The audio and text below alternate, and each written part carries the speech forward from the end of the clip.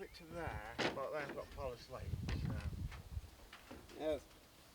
Good morning. Well, it's no secret that I've been really struggling to get videos out lately because the progress has just grinded to a halt for the first time really ever in the project.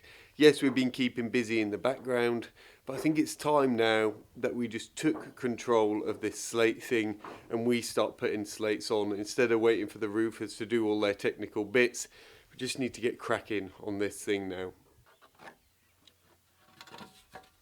Here's the thing, now with any other part of the project, it's always been me leading it, and behind the scenes I've been working out all the logistics to make that happen, all the maths, everything we need to get that end goal realised. Now the problem is with the roof, I've never ever had my head in it because I've just left it to the roofer, which was great to not have to think about something for a change.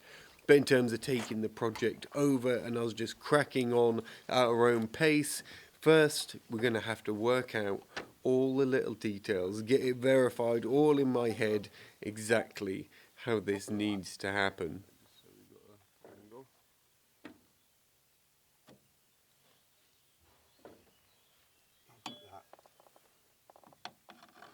We can get. So basically we want that cut and it to end with that line. That is the next one. Full.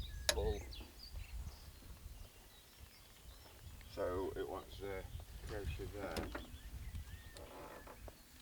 Yes. But we'll put one up top for it to punch it. Which one was it cut? Oui, parce que there. Ouais. C'est une cour la cassure. Après, c'est une coupe. Je sais plus comment j'avais fait. Attends, faut regarder de côté. Ouais, c'est ça. Je sais que je vois pas les lattes. Tac, la latte. Ouais, la latte, c'est celle-là. Juste ici. La latte, c'est Voilà. celle-là, là. Ouais. Okay. Coupe là et le crochet, il est là. That's a big one.